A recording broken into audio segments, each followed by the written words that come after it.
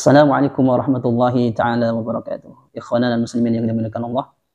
Syafiq Reza Basalamah ini dianggap oleh salah satu wakil Khatib Suriah PWNU DKI Jakarta. Dikatakan sebagai seseorang yang di dalam memandang suatu masalah dianggap seseorang yang memakai dengan sudut pandang kacamata kuda begitu.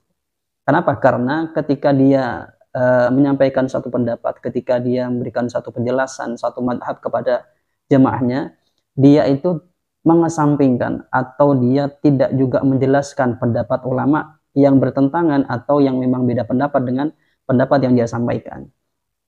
Oleh karena itu disematkan oleh Wakil Ketua Khatib Suriah PWNU DKI Jakarta, Syafiq Reza Basalamah ini sebagai dai yang memakai kacamata kuda ketika dia memandang satu masalah. Tapi lebih jelasnya kita dengarkan dulu komentar dari Khatib Suriah PWNU Jawa Timur DKI Jakarta ya.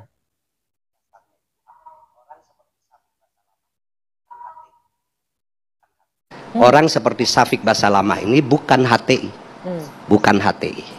Dia hanya Salafi Hijazi yang prinsip dasarnya itu adalah purifikasi ibadah dan akidah. Nah, kalau prinsip dasarnya itu di mana letak salahnya Pak Kiai? Letak kesalahannya itu pakai kacamata kuda. Ya, dia menyampaikan pendapatnya tanpa mengutip pendapat lain yang berbeda. Gitu loh, bahwa umpamanya tahlil itu bid'ah, maulid nabi itu bid'ah, pelakunya ahli bid'ah, sesat masuk neraka. Hanya sebatas itu dia menyampaikan.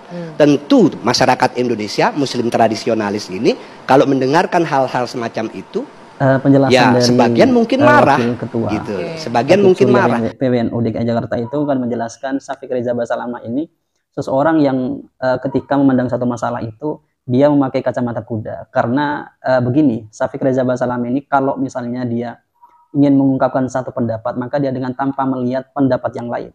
Kalau dikatakan misalnya dia menganut kepada pendapat yang mengatakan tahlilan contoh bid'ah misalnya, maka dia mengesampingkan atau tidak melihat pendapat yang lain yang tidak mengatakan bahwasanya tahlilan ini bid'ah.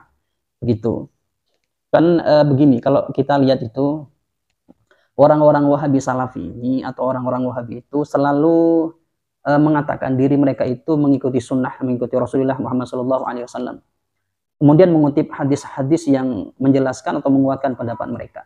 Mereka ini lupa kalau mereka mengutip hadis itu kan seakan-akan mereka itu sebagai seorang mujtahid. Mereka lupa bahwasanya Imam Bukhari yang dikatakan kitab Sahih Bukharinya sebagai kitab hadis yang paling sahih, beliau ini tidak langsung istiqlal atau langsung mengambil satu pendapat itu dengan hadis yang dia kumpulkan. Akan tetapi di banyak pendapat atau beliau itu di dalam madhab atau pandangan di dalam agama, beliau itu mengikuti pandangan atau cara bermadhab Imam Syafi'i. Sehingga dikatakan Imam Bukhari ini adalah Syafi'iyan madhaban. Jadi bermadhab Imam Syafi'i. Ketika orang-orang Wahabi yang menjargonkan dirinya adalah orang-orang yang mengikuti sunnah Nabi, yang mengikuti Rasulullah Muhammad SAW, tidak mengikuti ulama, itu kan aneh. Kalau mereka mengikuti hadis Nabi, kemudian harusnya dia dan para jamaahnya mempertanyakan, saya dapat dari mana hadis Nabi ini? Misalnya dia memandang ini dapat dari Imam Bukhari. Lah Imam Bukhari sendiri itu di dalam pola pikir dan di dalam beragama ini tidak seperti mereka. Mereka istiqlal atau dengan tanpa mengikuti pendapat ulama. Sedangkan Imam Bukhari yang punya kitab hadis yang paling sahih, Sahih Bukhari, beliau masih bermadhab kepada Imam Syafi'i. Seharusnya pola pikir yang semacam ini oleh orang-orang Wahabi itu harus menjadi pertimbangan. Bagaimana mungkin saya cuma tahu hadis dari ulama ya, generasi sebelumnya, contoh seperti Imam Bukhari. Imam Bukhari bermadhab, apakah saya tidak bermadhab dengan hanya mementingkan ego saya, dengan begitu mungkin bahasanya. Hafal beberapa hadis atau beberapa ratus hadis, kemudian dia seakan-akan sudah menjadikan dirinya sebagai seorang mujtahid. Padahal Imam Bukhari, sekelas ulama yang dikatakan Al-Hafidh, beliau tidak bermadhab sendiri, langsung istiqlal atau menggali hukum di dalam syariat ini dengan Al-Quran atau dengan langsung dengan As-Sunnah. Tidak, Imam Bukhari tidak begitu. Seharusnya ini menjadi pertimbangan ya.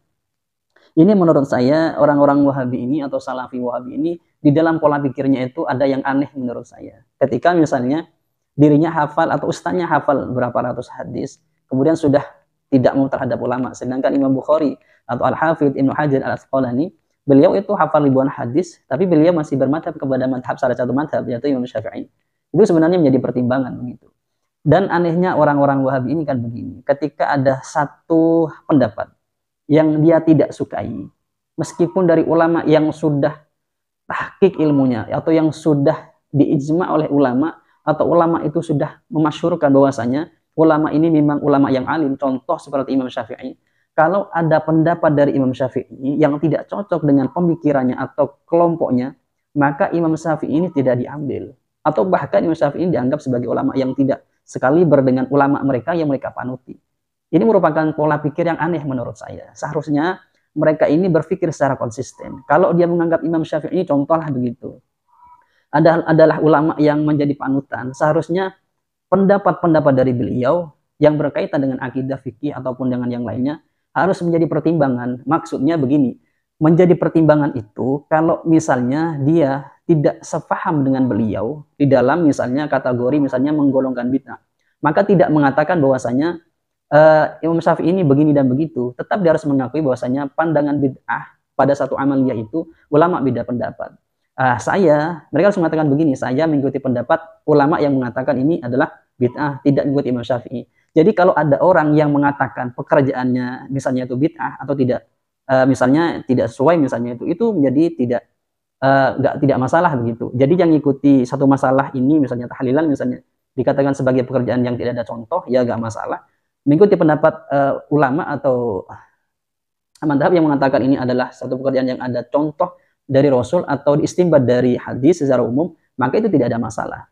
Seharusnya dengan pikiran atau pemikiran dengan sepanjang ini, maka keislaman yang ada di Indonesia khususnya ya, itu menjadi adem ayem, itu tidak ada bentrokan. Contoh begini, sebelum datangnya orang-orang Wahabi Salafi ini, dulu Muhammadiyah dengan NU ini kan sebenarnya secara garis besar mereka ini sama, akan tapi ada di beberapa furu di dalam fikih itu atau di dalam syariat itu mereka ini berbeda pendapat.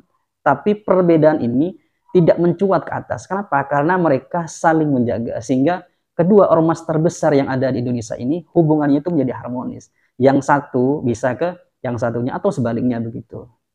Dan dengan datangnya orang-orang Wahabi ini, hubungan ini menjadi agak renggang begitu. Karena mereka ini seakan-akan yang Wahabi mengatakan mereka inilah seperti Muhammadiyah dan selainnya seperti itu. Oleh karena itu, menurut saya teman-teman yang sudah ikut terhadap kelompok atau pemikiran dari Wahabi Salaf ini sedikit membuka cakrawala berpikirnya atau keilmuannya. Bahwasanya orang-orang Wahabi ini dikatakan dengan bahasa tadi itu selalu ketika dia memandang memakai kacamata kuda. Dengan artian ketika memandang satu masalah itu mengesampingkan pendapat ulama yang lainnya. Mungkin itu yang dapat kami sampaikan. Dari kami kurang lebihnya, Assalamualaikum warahmatullahi wabarakatuh.